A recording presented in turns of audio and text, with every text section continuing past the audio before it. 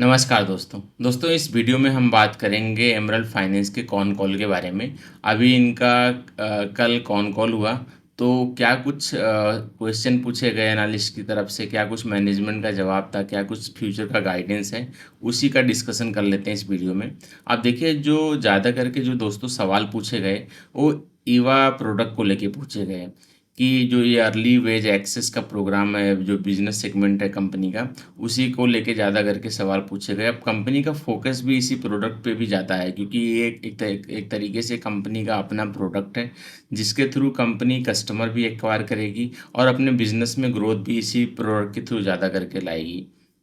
अब देखिए दोस्तों, कंपनी का कहना ये है कि अब तक हम इस क्वार्टर एंड होते-होते मैंने हम मतलब वो कंपनी ने 90 कुछ कॉर्पोरेट को ऐड कर लिया है और इनका इस फाइनेंशियल ईयर 26 का टारगेट है कि 250 जो ये कॉर्पोरेट हैं, वो ऐड कर लेंगे अर्ली वेज एक्सेस प्रोग्राम के लिए।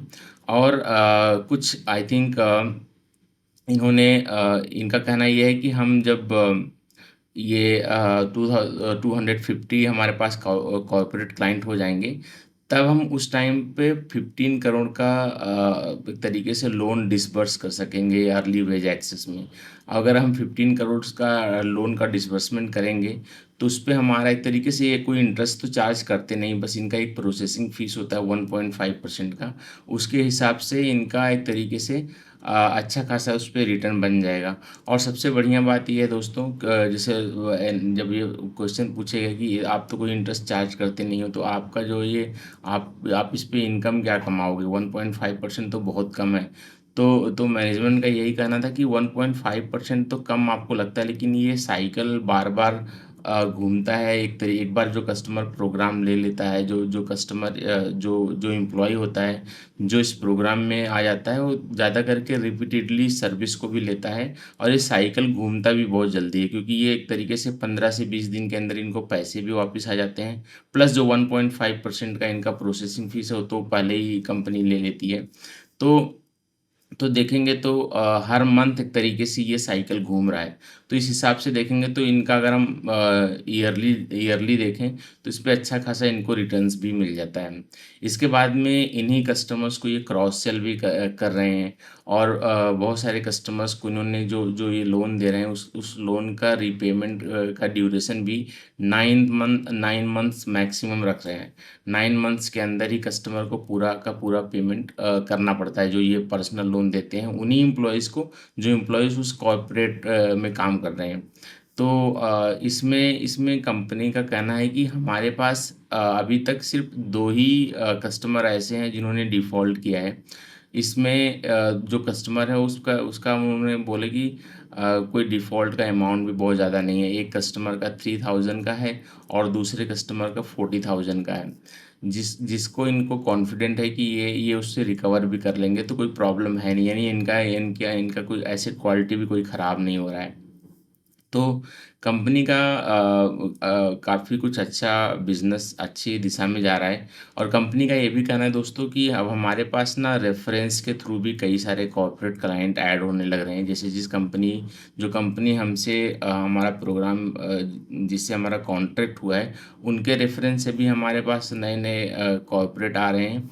और प्लस हमने कुछ सीए जो होते हैं ना, सीए के पास तो कई सारे मतलब सीए के पास तो कई सारे ऐसे क्लाइंट होते हैं, कई सारे ऐसे कॉर्पोरेट होते हैं, तो उनके पास भी डेटाबेस होता है। तो उस डेटाबेस के थ्रू भी जिस कॉर्पोरेट में मतलब अच्छा लगता है इनको, उसको भी ये ऐड कर रहे हैं और ऑलरेडी इनके पाइपलाइन में कई सारे कॉर्पोरेट ऑलरेडी ऐड हो चुके हैं। तो उनको भी अब ये इस क्वार्टर में ये भी हमें नंबर देखने को मिलेगा और पिछले क्वार्टर में इन्होंने कुछ 25 मतलब नए कॉर्पोरेट ऐड किए हैं और इस क्वार्टर में इन्होंने बोला कि हम 45 समथिंग आराम से कर लेंगे।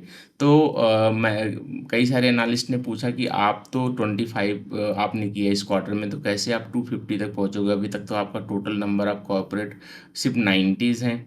तो आप 250 तक कैसे पहुँचोगे? तो कंपनी का कहना था कि हम कॉन्फिडेंट हैं, हम इस क्वार्टर में और आराम से 40-45 कर लेंगे और हमारे पास अब रेफ़रेंस के थ्रू, सीए के थ्रू ज़्यादा कॉर्पोरेट आने लग रहे हैं। बस हम थोड़ा-सा कंज़र्वेटिव होके चलना चाहते हैं, क्योंकि हम कोई ऐसी कंपनी, कोई ऐसी कंपनीज़ को हम नहीं साइन अप कर रहे हैं जिस कंपनी में हमें लगता है कि हमारा पेमेंट रुक सकता है या कंपनी की पॉलिसी अच्छी नहीं है या हमारे को कोई प्रॉब्लम होगी, तो हम अपने टॉप लाइन को ग्रो करने के चक्कर में, अपने बिज़नेस में ज़्यादा ग्रोथ लाने के चक्कर में हम अपने बॉटम लाइन को, अपने रिस्क को बढ़ाना नहीं चाहते। तो हम थोड़े से कंज़र्वेटिव होके चलना चाहते हैं और उसी में हम बड़ा कब बनना चाहते हैं। मतलब कंपनी का कहना है कि हम कुछ बड़ा करना चाहते हैं। ऐसा नहीं कि हम मतलब अपने सेल्स को बढ़ाने के लिए, ज़्यादा नंबर ऑफ कॉर्पोरेट क्लाइंट को ऐड करने के लिए हम किसी भी कंपनी से जो है कि टाई अप कर लें।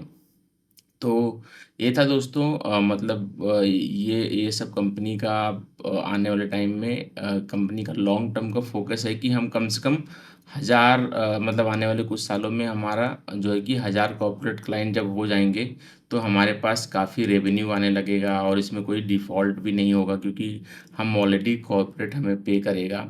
और जो ये कस्टमर इतने सारे हो जाएँगे हमारे पास, जब जब ये इतने सारे कॉर्पोरेट आ जाएँगे, तो हमारे पास कितने सारे कस्टमर होंगे जिनको हम क्रॉस सेल भी कर सकेंगे।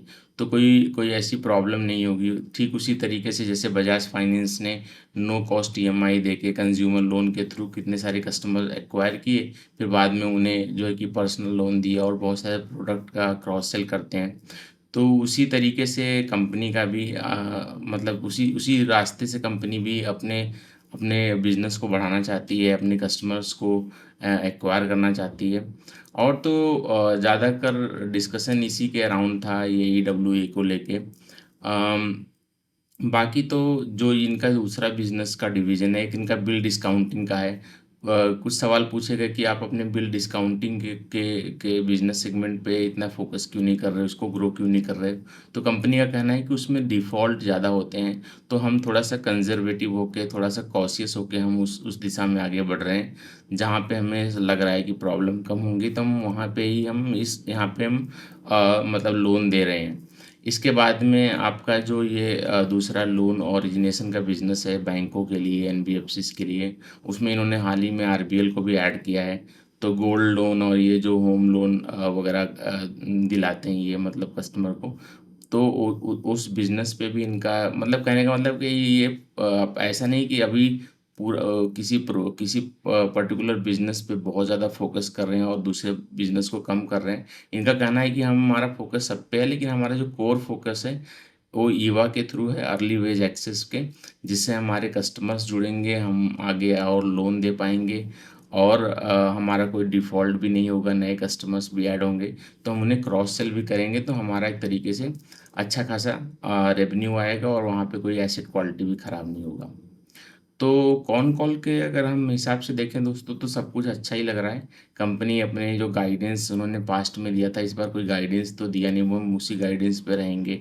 हम मतलब 250 कॉर्पोरेट क्लाइंट ऐड करेंगे, हमारा बॉटम लाइन भी इंटैक्ट रहेगा, कोई प्रॉब्लम नहीं होगी। जो 2 डिफ़ॉल्ट हुए हैं, जो 2 आप बोल सकते हो, जो एक तरीके से एनपीए उनका हुआ है, एक 3000 का है, एक 40,000 का। उन्होंने बोला कि दोनों हम श्योर हैं कि दोनों आराम से रिकवर हो जाएँगे, क्लाइंट से इनसे बात भी हो रही है कस्टमर से। तो इनको पूरा 100% श्योर है कि ये आराम से हमारे पैसे रिकवर भी हो जाएँगे, तो कोई प्रॉब्लम ऐसी है नहीं। तो सब कुछ अच्छा है दोस्तों, कोई प्रॉब्लम ऐसी दिखती नहीं। अभी इनका एक तरीके से एक इनका और सवाल था कि ये जो इक्विटी कुछ डाइल्यूट हुई थी अभी कुछ महीने पहले, तो उन्होंने बोला कि हमें 75 करोड़ का इक्विटी बेस अपना रखना है ताकि हम एनएससी में अपनी लिस्टिंग करा सकें। तो 2027 तक हमारी कंपनी जो है एनएससी में भी लिस्ट हो जाएगी। तो एक वो सवाल था इक्विटी डाइल्यूशन को लेके। इसके बाद में और तो कुछ था नहीं, तो ये कुछ था दोस्तों, ये कॉन कॉल का एक डिस्कशन जो था, उसके हिसाब से तो सब कुछ बढ़िया लग रहा है। अब देखते हैं आने वाले क्वार्टर में क्या कुछ कंपनी का परफॉर्मेंस रहता है। जैसे इन्होंने 40 से 45 नए कॉर्पोरेट क्लाइंट ऐड करने का एक गाइडेंस दिया है कि इस क्वार्टर में हम कर लेंगे। हमारा एसेट क्वालिटी इंटैक्ट रहेगा, हमारे नंबर्स अच्छे रहेंगे। तो देखते हैं क्या कुछ कंपनी किस हिसाब से आगे आगे ग्रोथ दिखाती है। तो इसके अलावा कुछ अब और अपडेट आएगा तो उसके रिगार्डिंग मैं वीडियो ज़रूर बनाऊँगा। तो मिलते हैं दोस्तों अगले वीडियो में। बहुत-बहुत धन्यवाद आपका।